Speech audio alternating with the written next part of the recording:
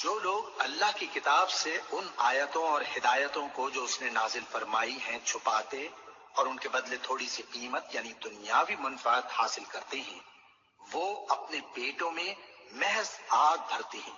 ایسے لوگوں سے اللہ قیامت کے دن نہ کلام کرے گا اور نہ ان کو گناہوں سے پاک کرے گا، اور ان کے لیے دکھ دینے والا عذاب ہے۔ یہ وہ لوگ ہیں جنہوں نے ہدایت چھوڑ کر گمراہی اور بخشش چھوڑ کر عذاب خرید لیا۔ یہ آتش جہنم کی کیسی برداشت کرنے والے ہیں۔ یہ اس لیے کہ اللہ نے کتاب سچائی کے ساتھ نازل فرمائی، اور جن لوگوں نے اس کتاب میں اختلاف کیا وہ ضد میں آ کر نیکی سے دور ہو گئے ہیں۔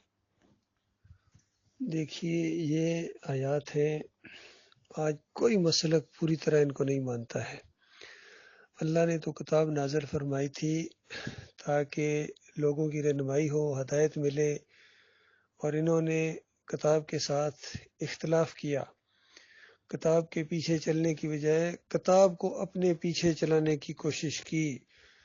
یہ اتنا بڑا جرم ہے، اتنا بڑا جرم ہے کہ مالک فرماتا ہے کہ اگر یہ حق لوگوں کی خواہشات کے پیچھے چلتا تو پھر تو زمین اور آسمان کا نظام دھرم بھرم ہو جاتا۔ دوسری جگہ فرمایا کہ اگر یعنی ان لوگوں نے جو اللہ کے بیٹے تجویز کیے ہیں یا اللہ کے ساتھ شرک کیے ہیں یا اللہ کی بات یعنی یہ نہیں مانی ہے، تو یہ تو ایسی بات ہے کہ یعنی زمین اور آسمان پھٹ جائے اللہ کے غصے کی وجہ سے کہ انسانوں کی یہ ضرورت ہے، ایسی بات انہوں نے منہ سے نکالی اور ایسے ہی انہوں نے طرز عمل اختیار کی۔ تو یہ بہت بڑا جرم ہے آج ان مسلک پرستوں کا کہ اللہ کی کتاب کو اپنے پیچھے چلانا چاہتے ہیں۔ یہ سمجھتے ہیں جو خود انہوں نے کرتوت کیے ہیں یہ بھی دین کے مطابق ہو جائیں، ان کے سالے کالے کرتوت جائز ہو جائیں، بلیک منی ان کی گویا صحیح ثابت ہو جائے، اس کو وائٹ کر لیا جائے۔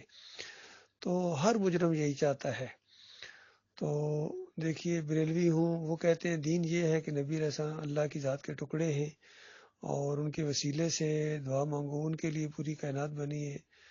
دیوبندیوں کا شرک دیکھ لیجیے، عقائد علماء دیوبند اٹھا کے، فضائل اعمال دیکھ لیجیے، اہل حدیثوں کے فتوے دیکھ لیجیے، ان کے اندر بھی یہ شرک موجود ہے کہ اعمال نبی علیہ السلام کے ہاں پیش ہوتے ہیں اور دور سے پہنچائے جاتے ہیں۔ پھر یہ دیکھیے جتنے جمہوریت والے ہیں، سیاسی لوگ ہیں، یہ کہتے ہیں یہی دین ہے، اس کے ذریعے کوئی مدینہ ریاست بنانے کے چکر میں کوئی نظام مصطفیٰ لے آئے گا۔ تو ہر ایک نے دین کو اپنے پیچھے چلانے کی کوشش کی، اور یہ بہت بڑا جرم ہے، بہت بڑا گناہ ہے۔ تو بہرحال یہ ہمت ہے ان کی، بھائی یہ جہنم کے انگارے گٹھے کر رہے ہیں، جو مال گٹھا کر رہے ہیں نا، علامہ صاحب، مولوی صاحب اور پیر صاحب، یہ بڑے بڑے انہوں نے بنگلے بنائے ہوئے ہیں، بڑے بڑے انہوں نے محل اور بڑے بڑے فلیٹوں کے مالک ہیں۔ گورڑے کو دیکھو، جو گورڑے والے کو دیکھو کتنی پراپرٹی ہے، اور سارے جتنے یہ گدی نشین ہیں، خود یہ محمود قریشی کو دیکھو، اتنی پراپرٹیز ہیں ان کی کہ ان کو ہوش بھی نہیں ہے دین کے اوپر کمائی۔ اسی طرح عبد القادر جیلانی نے بھی یہی کچھ کیا تھا، اتنا مال کمایا تھا۔ پھر عبید اللہ ابن یونس نے ایسے نہیں اس کی ہڈیاں اٹھا کے دجلے میں پھینکی تھی۔ ان کی بھی سب، ان کی جو بڑوں کے جو اس طرح کی کرتوت کرتے رہے، ان کے ساتھ بھی یہی معاملہ ہوگا۔ جب اللہ کے بندے آئیں گے اقتدار کے اندر تو یہ لوٹ مار جو کرتے رہے اور جنہوں نے حکومت کی جگہ پر قبضے کیے ہوں گے، حکومت کی جگہ پر آگے انہوں نے دفن کروایا اپنے آپ کو، کوئی مزار کوئی قبر جو ہے نا وہ مسجد کے قریب نہیں چھوڑی جائے گی، یا مسجد کے اندر تو سوال ہی پیدا نہیں ہوتا، ان سب کو قبرستان میں شفٹ کیا جائے گا تاکہ اللہ کی بندگی کو اللہ کے لیے بالکل خالص کیا جائے۔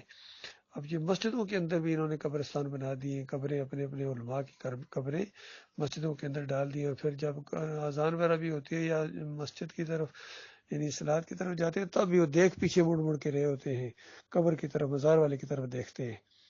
یہ حالت ہے ان کی۔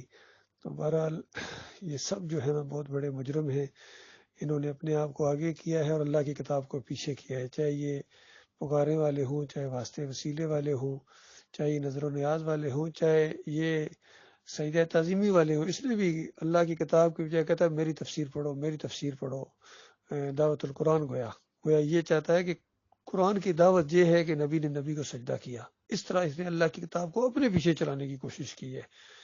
یہ بہت بڑے مجرم ہیں، بہت بڑے مجرم ہیں۔ عقل حیران ہے کہ ان کے ساتھ کیا ہونے والا ہے۔ ان آیتوں کے اندر اللہ تعالیٰ یہی بات بیان کر رہا ہے کہ انہوں نے ہدایت اور مغفرت کی جائے ضلالت اور گمراہی کو انہوں نے ترجیح دی ہے، اللہ کی آگ کو انہوں نے زیادہ پسند کیا ہے۔ ان کی ہمت کی داد دو لوگوں۔